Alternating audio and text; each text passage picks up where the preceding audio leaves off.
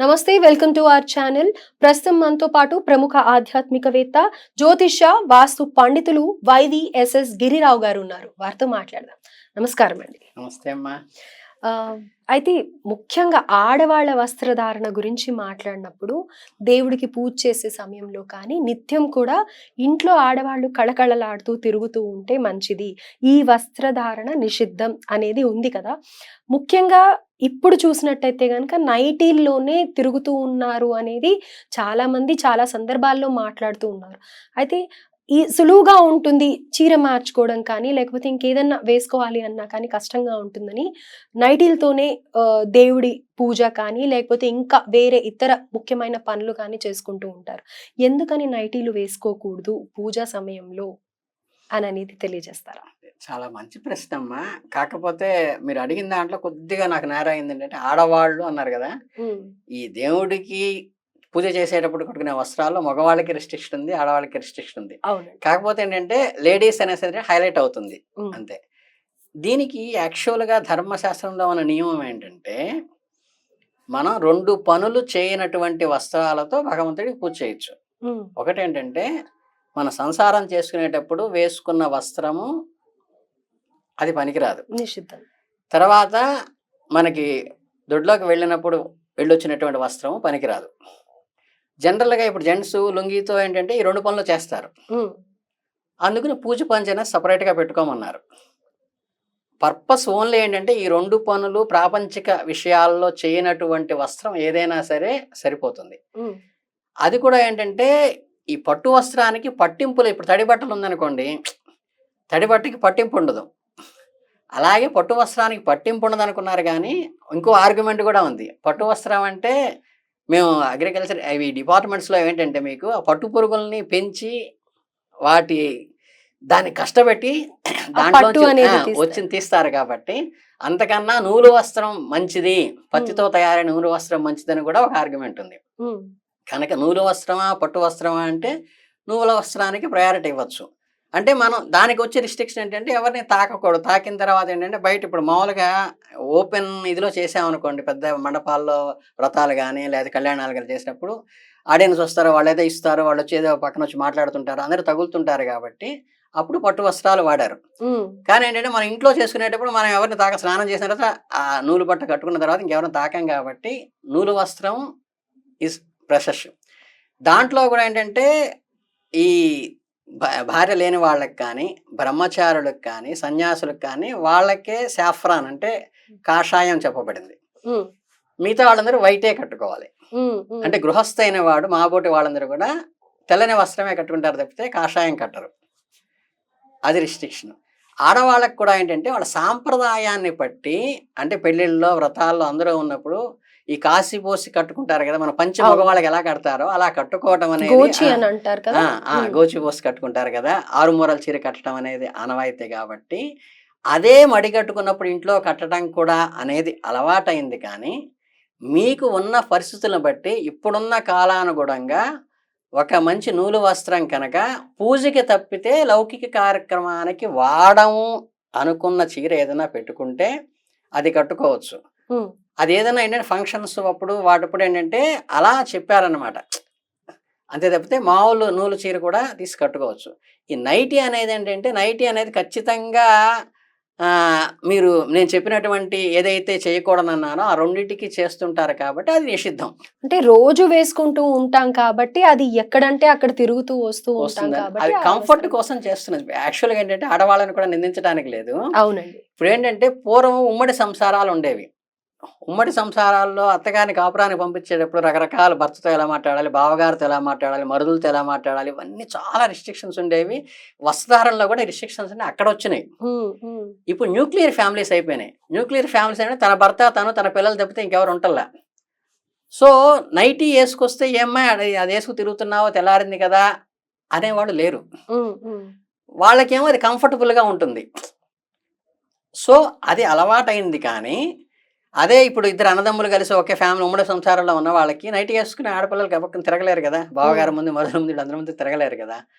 అందుకనంటే వాళ్ళ కంఫర్ట్ అనే. కానీ అది మనం ఈ వస్త్రం అన్నిటికీ వాడతాం కాబట్టి గవ్వుకుని దాంతోనే ఎక్కడికైనా ఎక్కడికి వెళ్తుంటాం కాబట్టి దొడ్లోకి అవి అది నిషిద్ధం అని చెప్పారు తప్పితే వేరే ఏం లేదు. మామూలు నూలు చీర ఏదైనా పెట్టుకుని అది కట్టుకోవచ్చు. దానికి పెద్ద పట్టింపు ఏం లేదు. నైటీ అనేది మాత్రం జనరల్గా ఏంటంటే నైటీ వేసుకున్న తర్వాత పాచి పనికి దాంతోనే చేస్తాం, వండుతున్నప్పుడు దాంతో చేస్తాము. అంటే మనకి అపవిత్రం అయ్యే పనులన్నీ కూడా దాంతో చేస్తాం కాబట్టి పవిత్రానికి అది పనికిరాదు అని మాత్రమే చెప్పడం జరిగింది. అయితే ఇంకొక సందేహం కూడా ఏంటంటే చాలా మంది ఆడవాళ్ళకి కూడా టెంపుల్లో మామూలుగా గుడిలో ఏం చేస్తామంటే దేవుళ్ళకి వస్త్రాలు ఇచ్చిన తర్వాత కొంతమంది అదే పనిగా అమ్మవారి ఆశీర్వాదం ఉంటుంది అని చెప్పి ఆ వస్త్రాలు తెచ్చుకుంటారు, శేష వస్త్రాన్ని తెచ్చుకుంటారు. అలాగే మీరు అన్నట్టుగా పట్టు వస్త్రాలు పెళ్లిళ్ళకి అలా కట్టుకొని వెళ్తాం, ఎంతో రేట్లు పెట్టుకొని వెళ్ళి. అలాంటప్పుడు ఆ వస్త్రాలతో అక్కడ భుజించిన తర్వాత మళ్ళీ ఆ వస్త్రాలు ఏదన్నా ఇంపార్టెంట్ ఉతికిన తర్వాత కట్టుకోవచ్చు అంటారా? ఉతికిన తర్వాత భోజనం వరకు ఏంటంటే ఇప్పుడు మేము కూడా ఏదైనా దీక్షా వస్త్రాలు కట్టుకుని ఇప్పుడు యజ్ఞాలు యాగాలు జరుగుతున్నప్పుడు వెంటనే అనుకోకుండా దాంతోనే భోజనానికి కూర్చోవలసి వస్తే భోజనం చేసినట్టు మళ్ళీ ఉతికి కట్టుకోవాలి తప్పితే పట్టు వస్త్రానికి ఏం తప్పు లేదని అంటారు. పట్టు వస్త్రానికి కూడా ఉతకాల్సిందే. అదే ఉతికి అయినా సరే వేసుకోవచ్చు. ఎంగిలి పడితే ఉతకాల్సిన కంపల్సరీ. ఎంగిలి పడకపోతే ఏంటంటే దీక్షా వస్త్రాలు తీసి మళ్ళీ సాయంత్రం హోమానికి మళ్ళీ అదే కట్టుకుంటాం. అది ఒకసారి ఎంగిలి పడిందంటే, ఎంగిలి తగిలిందంటే మటుకు అది మళ్ళీ ఉతకాలి.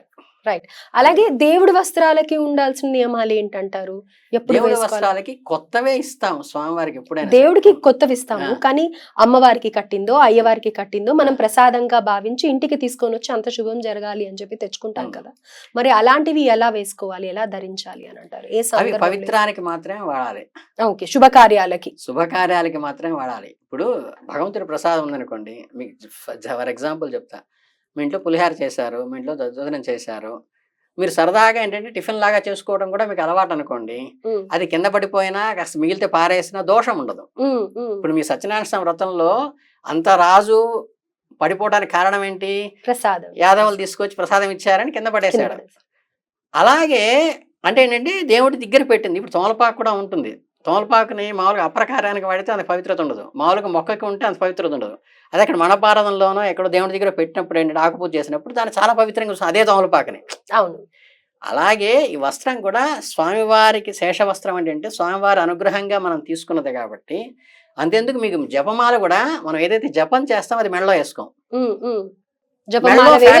మెడలో ఫ్యాషన్ గా వేసుకునేది మామూలు తులసి గానీ రుద్రాక్ష గానీ వేరే వేసుకోవచ్చు. జపం చేసేది మెడలో వేసుకోం. ఎందుకంటే దాంతో ఆఫీస్కి వెళ్తాం, బయటకు వెళ్తాం, బజార్లో వెళ్తాం, అన్ని ఇబ్బంది ఉంటుంది కాబట్టి జపం చేసేది సపరేట్గా ఉంటుంది, అలంకారం వేసుకునేది వేరే ఉంటుంది. అలాగే ఈ వస్త్రాన్ని శేష వస్త్రాలు మీరైనా ఇంట్రెస్ట్ కొద్ది తీసుకోదలుచుకుంటే తీసుకున్నది అది పూజకో వ్రతానికో లేదన్నా శుభకార్యానికో ఉపయోగించాలి తప్పితే ఇంట్లో ప్రాపంచిక కార్యక్రమానికి ఆ వస్త్రాన్ని వాడరాదు. అలాగే అది రిస్ట్రిక్ట్ పెట్టుకోవాలి. రెండోది ఏంటంటే మనం అంటే కొన్ని డీప్గా వెళ్తే చాలామంది ఏంటంటే తప్పు లేదు రైట్ అంటారు. ఇప్పుడు ఏంటంటే వస్త్రం దేవుడి దగ్గర చూపించి నాకు ఇచ్చేయండి అంటే ఏంటంటే ఒకసారి పంతులు గారికి 10 రూపాయలు ఇచ్చి 2 రూపాయలు తీసుకుని 8 రూపాయలు చిల్లర అడుగుతారు. ఇది తప్పమ్మా. ఉంటే 2 రూపాయలు వేయటం లేదా 10 రూపాయలు అంటే 10 రూపాయలు వేయటం తప్పితే అక్కడ అది మళ్ళీ మనం తీసుకోకూడదు. అలాగేంటంటే దేవుడి దగ్గర కూడా మీకు ఏదైనా స్వామివారి దగ్గర శేషవస్త్రం తీసుకోవాలనిపిస్తే ఆల్రెడీ కట్టి తీసిరేమి ఉంటాయి, అవి మీకు ఇస్తూ ఉంటారు శేషవస్త్రం, అది తీసుకోవచ్చు. లేదంటే ఏంటంటే మీరు ఇంకొక 2 వస్త్రాలు తీసుకుని ఒక వస్త్రాన్ని స్వామివారికి అమ్మవారికి ఇచ్చేస్తూ రెండోది నాకు మా అమ్మాయి పెళ్ళి అప్పుడు ప్రధానం అప్పుడు కట్టుకుంటుందో లేకపోతే ఏదన్నా మనకి ఎది ఉంటుంది కదా అప్పుడు కట్టుకుంటుందని చెప్పేసి తలంబ్రాల చీర కింద అక్కడ పెట్టి తీసుకోవచ్చు. అంతేగాని ఊరికి తాకిచ్చి తీసుకొచ్చేసి 10 రూపాయలు ఇవ్వటం అనేది ఏంటంటే మనం అది అగౌరవపరిచినట్టుగా ఉంటుంది. మనం ఎంత కాస్ట్ అయితే పెట్టి మన అమ్మాయి తలంబ్రాల చీర తెచ్చుకుంటాము అంత కష్టపెట్టి అమ్మవారికి ఒకటి కొనిపెట్టేసేసి ఇంకొకటి మనం తాకిచ్చి తెచ్చుకోవచ్చు తప్పితే ఊరికే మనం అన్ని తాకిచ్చి తెచ్చుకుని 10 రూపాయలు 20 రూపాయలు ఇచ్చేస్తే ఇట్ ఈస్ నాట్ కరెక్ట్ అనమాట. ఎందుకంటే చాలా మంది ఇవి దానాలు తీసుకునేటప్పుడు కూడా ఎవరో శనివారం తీసుకున్నారండి వాళ్ళ దగ్గర మా బంధువులు వాళ్ళ దగ్గర ఊరికే తీసుకోకూడదు కాబట్టి 2 రూపాయలు ఇచ్చి తీసుకుంటామంటే నన్ను అడిగితే నేను అదే చెప్పా. అది ఇప్పుడు లీటర్ ఆయిల్ వచ్చేసేసి 110 రూపాయలు ఉందనుకోమ్మా, నువ్వు 10 రూపాయలు ఇస్తే 10 రూపాయలు దోషం పోతుంది, 100 రూపాయల దోషం నీకు వస్తుంది. అట్లా కూడా ఉంటుంది. అలాగేంటంటే స్వామివారి దగ్గర ఇచ్చేటప్పుడు వస్త్రాన్ని మనం తీసుకోదలుచుకుంటే అంతకు తగ్గ ఫలితం రూపాయల్లో కానీ ఇవ్వాలి, లేదా ఇంకో వస్త్రం